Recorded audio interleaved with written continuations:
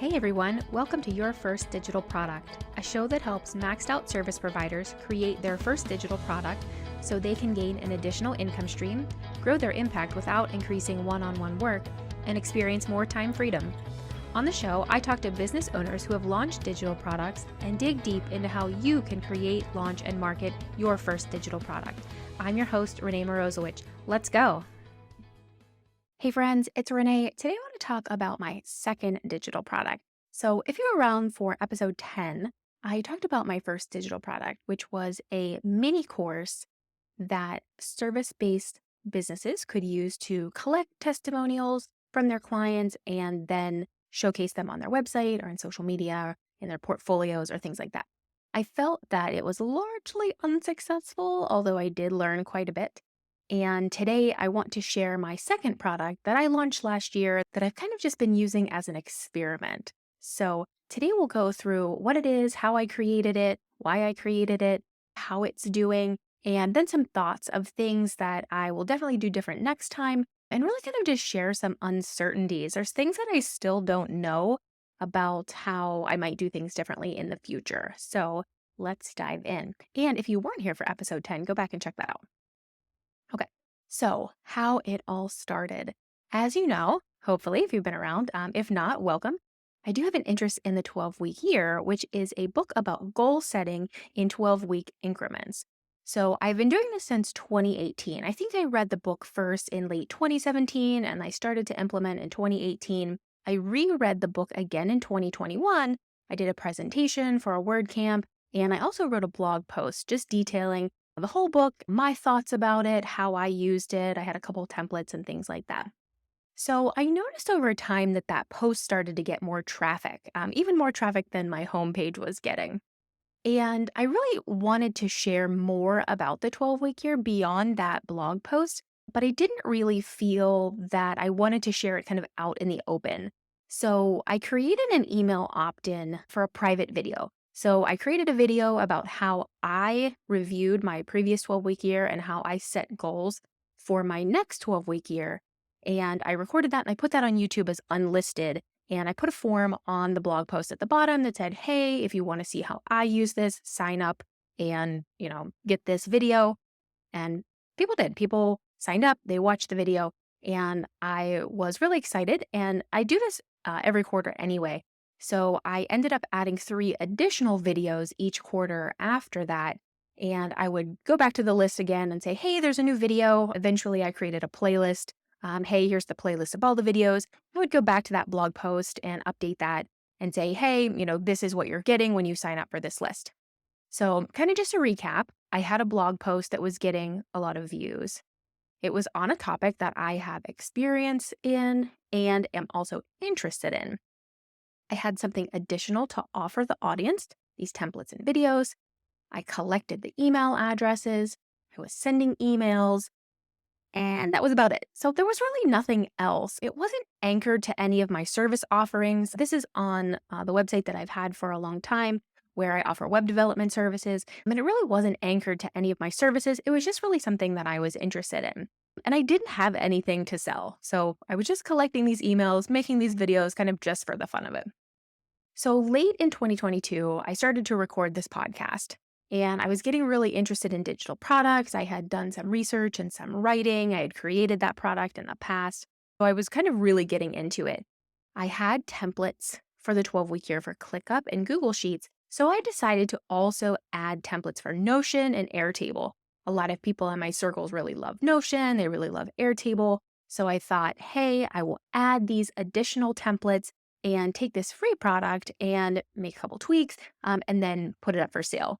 If you heard episode 11 with Kyle, he did a similar thing where he had a free product and then he, polished it up and then made it a paid product. So if you didn't check out that episode, go ahead back and check that out. So I created these products. I kind of put together some of the things that I already had. I created those Notion templates, the Airtable templates. I recorded videos for each one. And I was really surprised that there was just a lot of revision in the products during the product creation process.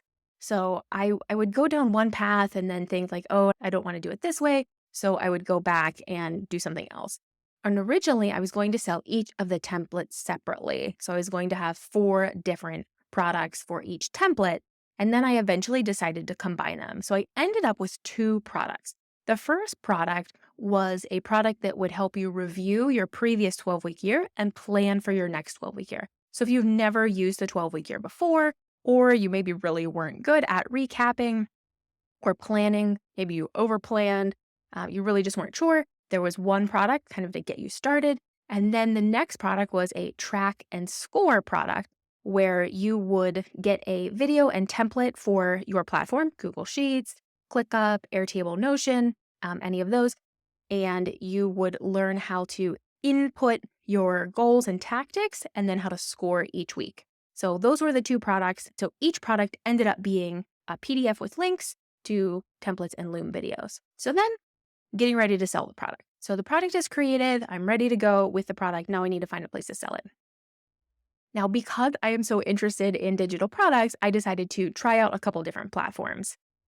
I had used WP Simple Pay in the past, didn't love it for this situation, and really didn't want to do anything like on my actual website other than link to products. So I ended up choosing Gumroad because I really just wanted to investigate it. And I also tried Lemon Squeezy. I put the product on both platforms just to kind of test the differences, but the products are on Gumroad right now, and that's what's linked on the blog post. From there, I used Zapier to add people to MailerLite.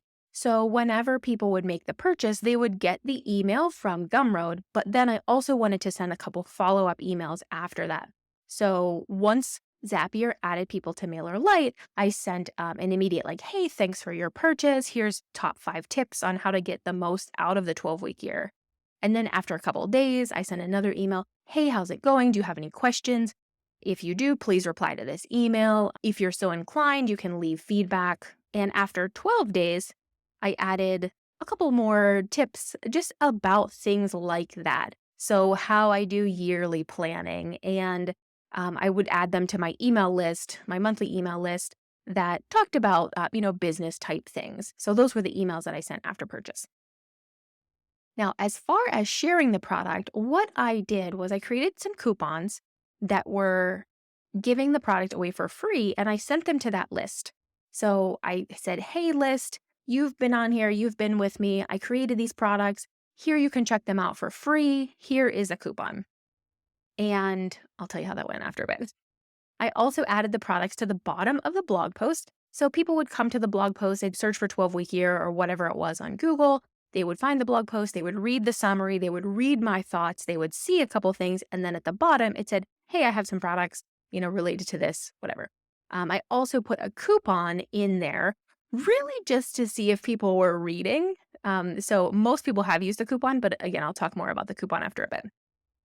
I am also linking those products directly from the blog post to the Gumroad product. So I'm not sending people to the Gumroad store, I'm sending people directly to a product. But I do have the Gumroad shop page set up, and I'll have links in the show notes if you want to look at any of this just to see what it looks like. And because I still use the 12-week year, I would share my progress weekly on Twitter, LinkedIn, or whatever, and inevitably people would ask, hey, what's a 12-week year? I would send them the blog post, I'd give them some personal comments, I would send them the link to that presentation, and then if they felt so inclined, they would see that there were products at the bottom and they could purchase if they wanted to. So this is how I'm sharing ongoing. Now, currently, right now in the 3rd quarter of 2023, I'm not doing the 12-week year because all of my mental processing is going towards healing my ankle. But I will probably pick up again with it in quarter 4. So not doing much about it right now. I'm not really marketing other than just having that product linked in the blog post at the bottom.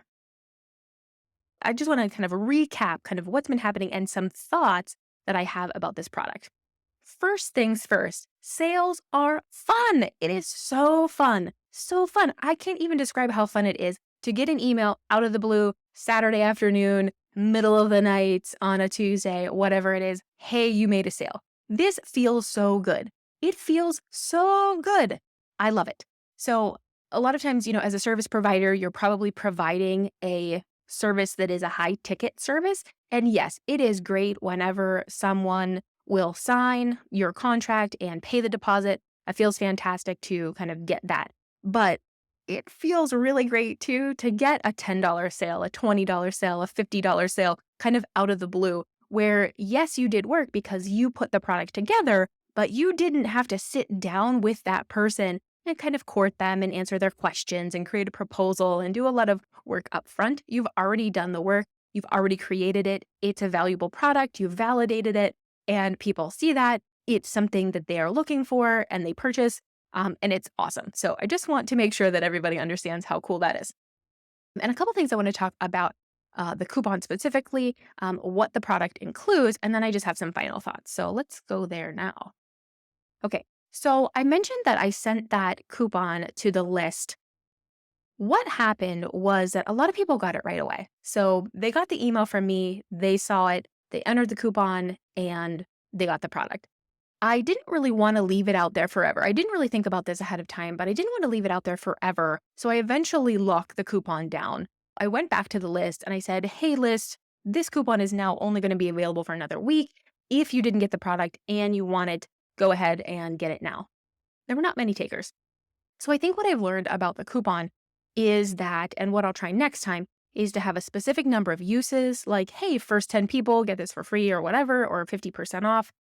Or some kind of expiration date, and not just leave those coupons open there indefinitely. I know I do have that open coupon on the blog post, but more so my intent for that is it's kind of like a reward for reading the whole blog post. And I feel like if people do that, they will be more successful with the product anyway because they took the time to read the whole blog post. So that's kind of my thought on it.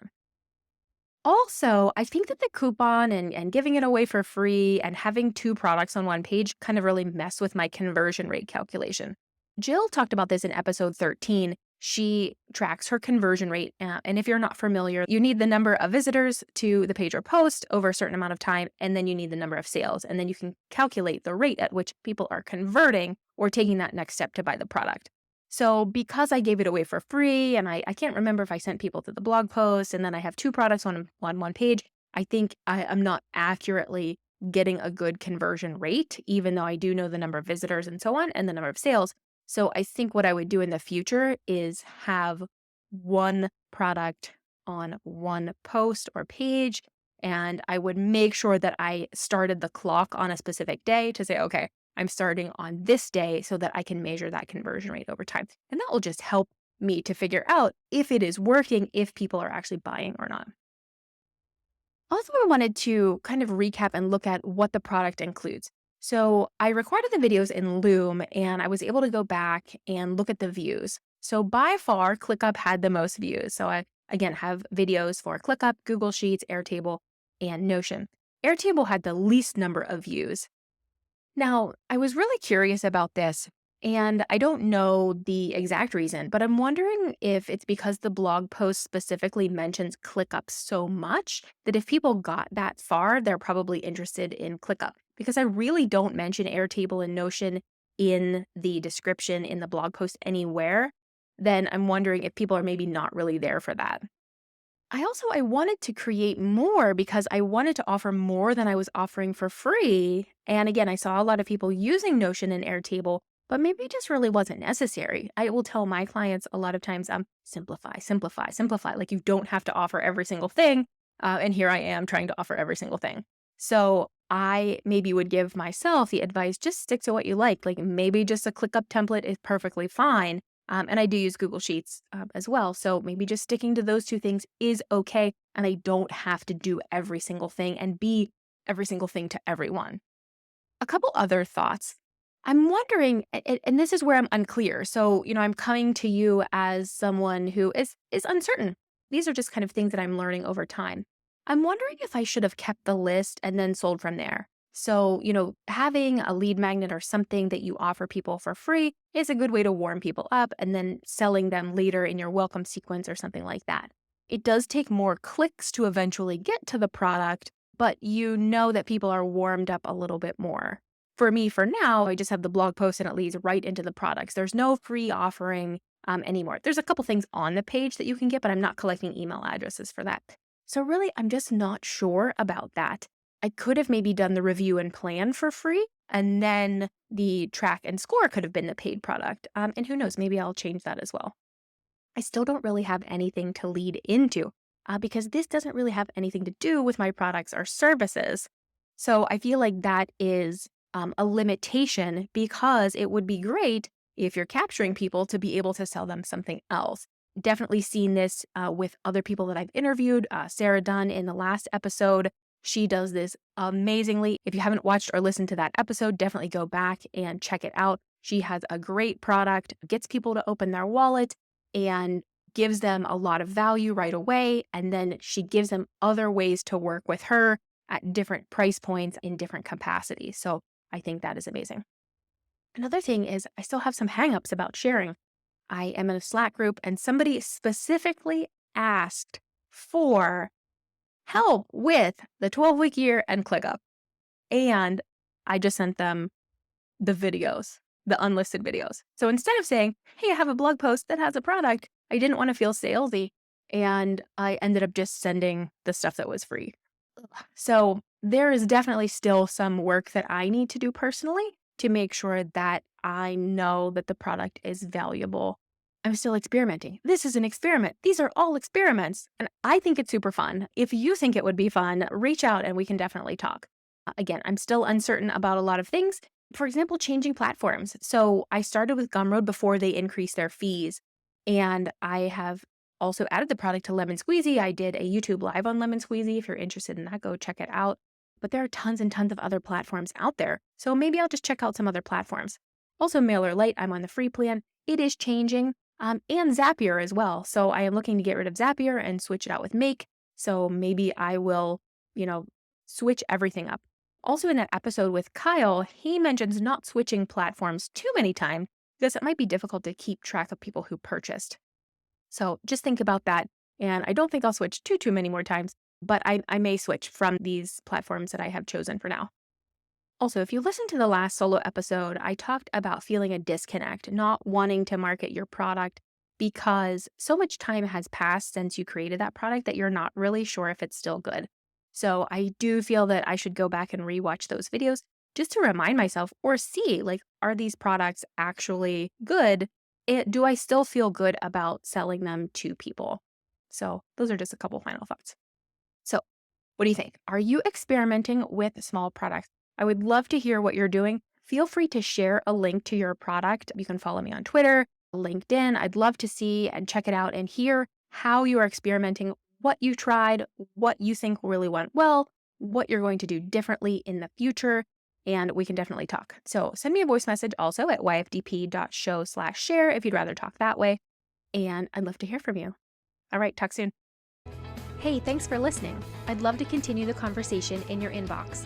Email subscribe to hey@yfdp.show or sign up in the show notes to get bi-monthly emails about how you can create, launch, and market your first digital product. Can't wait to see you there.